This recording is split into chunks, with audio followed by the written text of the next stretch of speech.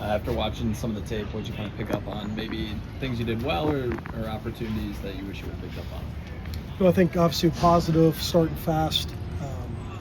Again, would have really had opportunities early to even put the second touchdown in there. What did we not do well? Obviously, a lot of things.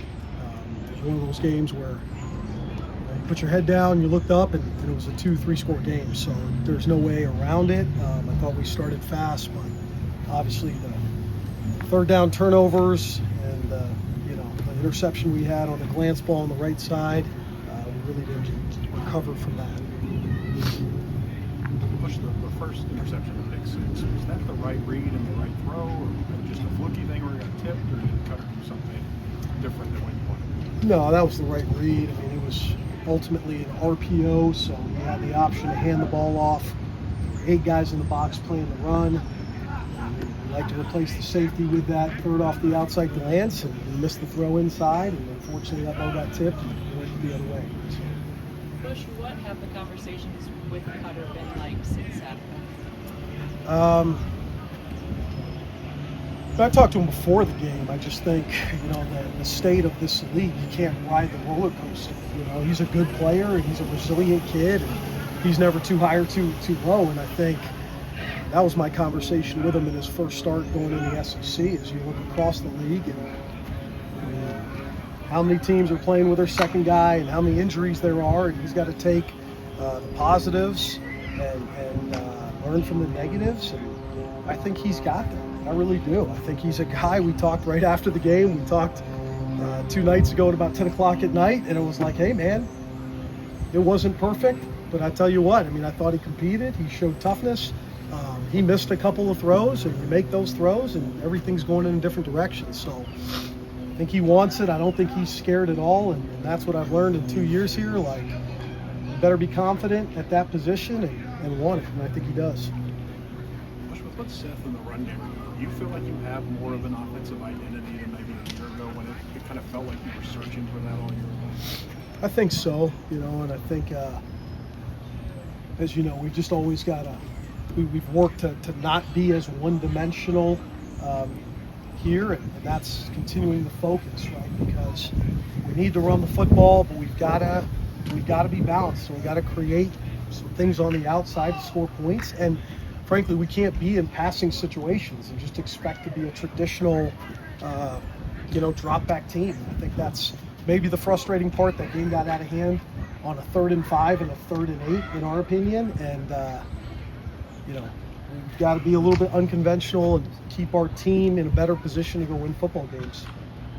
South Carolina had really talented edge rushers that gave you some trouble. Georgia, another team that's front seven, is obviously very capable. Is there anything that you can maybe learn in that game that you can take into this week?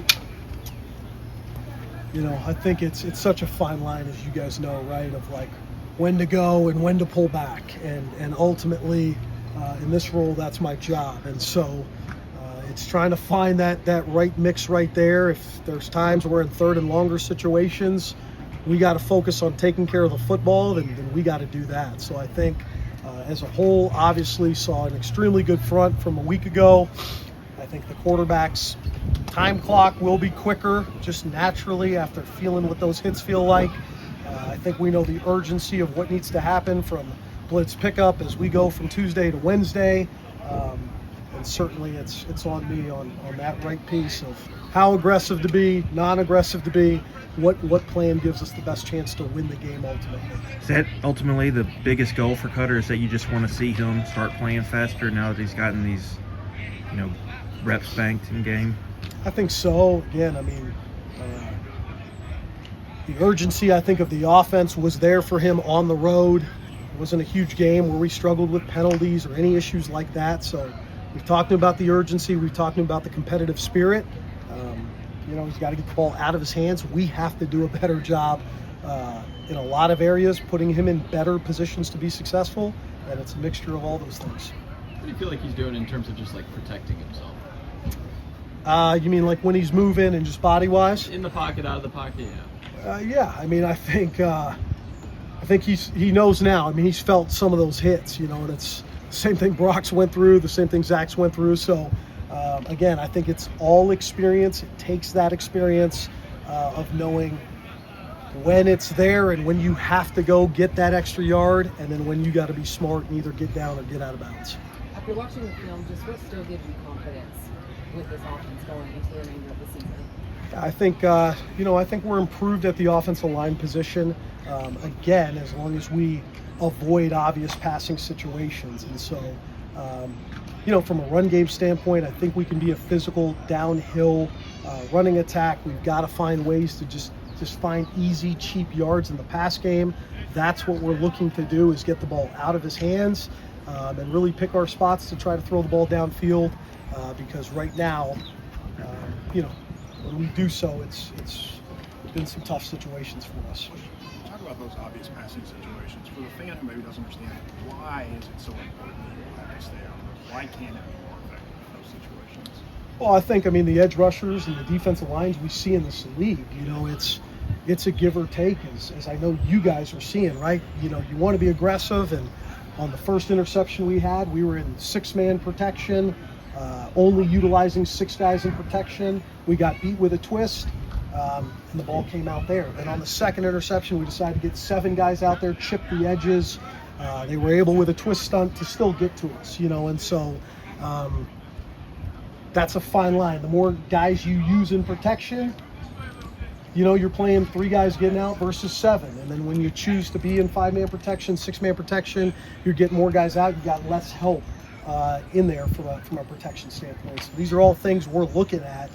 Again, we got the formula of what's going to get us the best chance to go win this game this week is what we got to do. And unfortunately, last week, in both those third down situations, if we're maybe less aggressive, if you will, and we don't give them 14 points like we did. So on Monday, Mark talked about simplifying maybe as a solution to maybe getting around some of the problems. Do you cut down the playbook? How do you view that? Yeah, I think it's a similar discussion, as you guys know. You cut down on things, less motions, you line up, you're more vanilla, you're more static. I still think right now we've got to do a lot of things to try to get guys open. And so it's not necessarily the play calls and the volume. For the years I've done this, we've stuck to the numbers pretty close.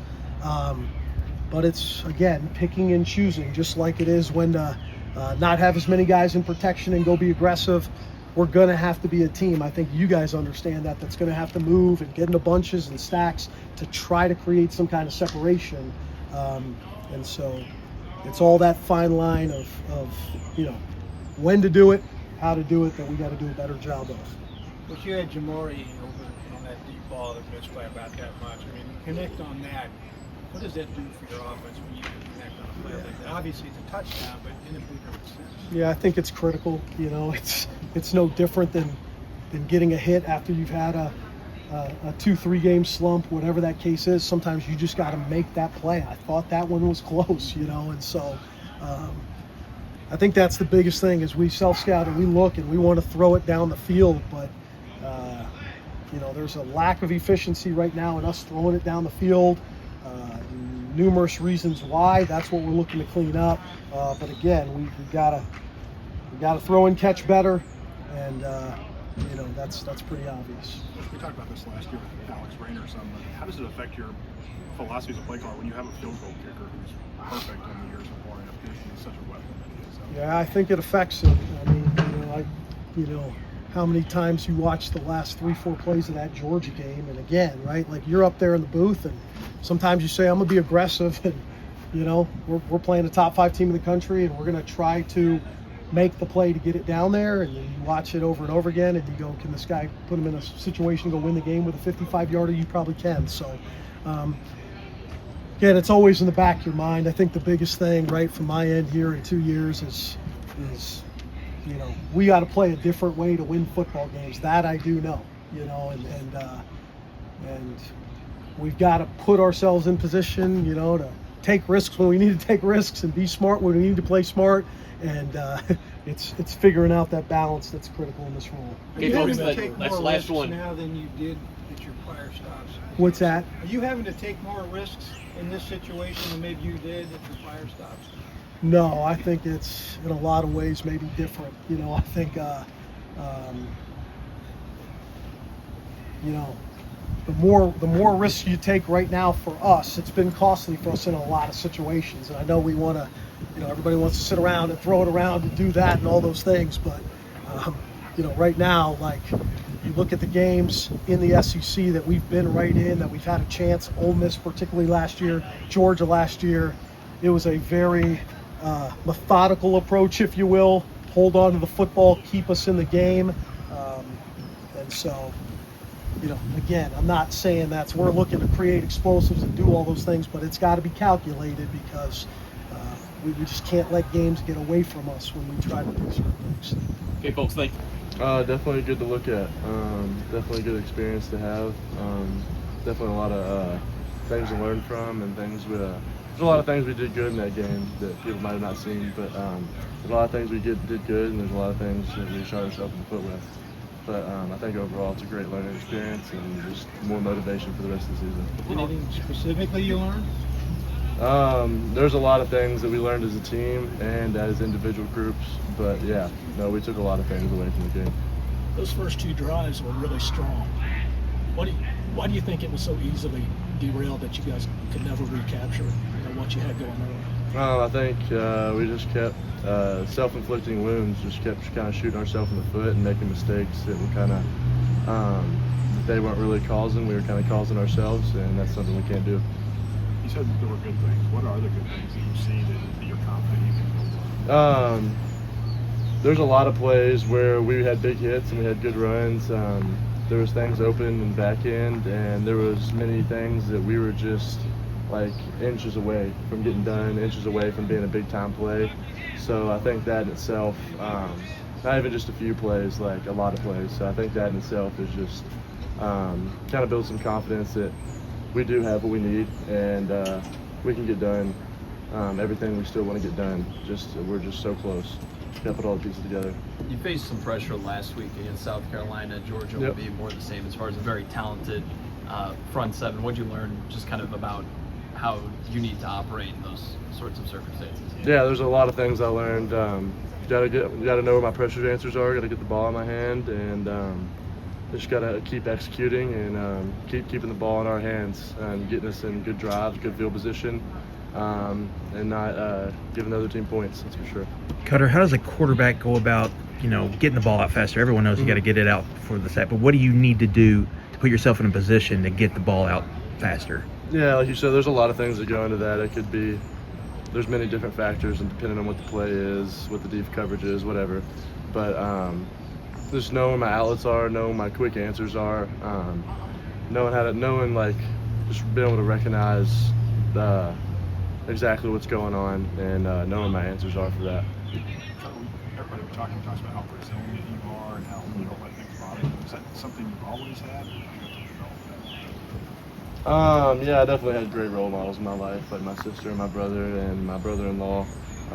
Definitely all 3 great examples. Even my dad and my mother led me along the way, but I grew up in a very athletic childhood. There wasn't a moment in my life where I wasn't around some kind of sport, so I just had good role models in front of me that kind of taught me that. You kind of get the passing game going specifically with receivers, because it seems like you got a pretty good connection with Josh and Willie. Obviously had the explosive play over the weekend, but how do you get things going with the wideouts? Yeah, just continue to work, continue to watch that film, and see what we can get better on. Like I said, there's many plays where we're so close to getting big hits, getting big plays in the pass game, especially to the receivers, and we're continuing to work on those things, continue to build on things, and continue to get better every day. What do you see from Georgia when you go into your prep for this and kind of compare and contrast to the South Carolina defense? There's a lot of things Georgia does well.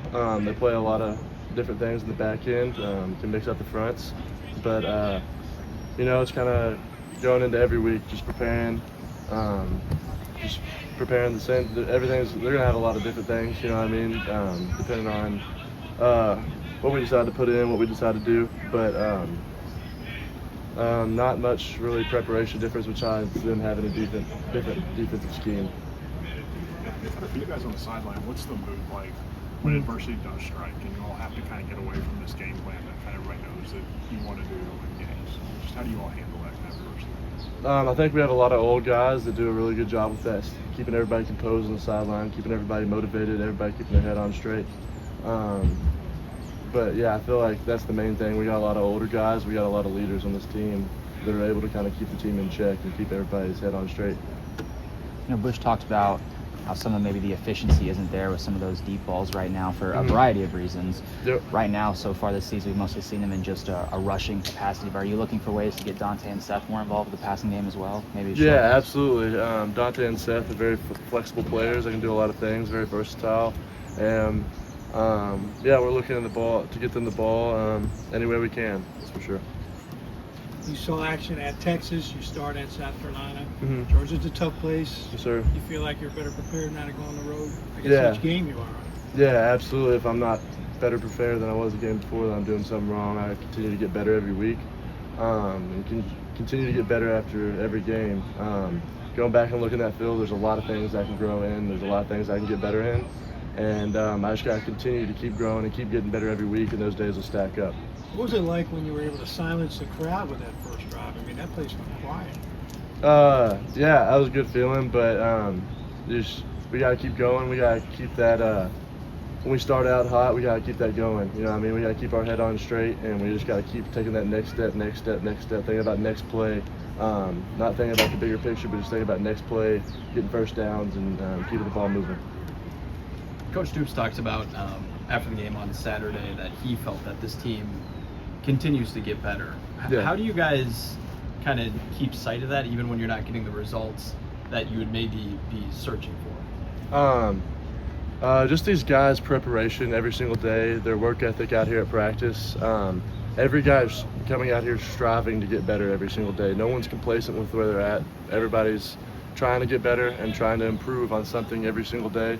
And like I said, I think all these guys on this team really believe that we're so close, we're one step away. And if we continue to get better, I know these guys believe we can take that next step. Everybody good?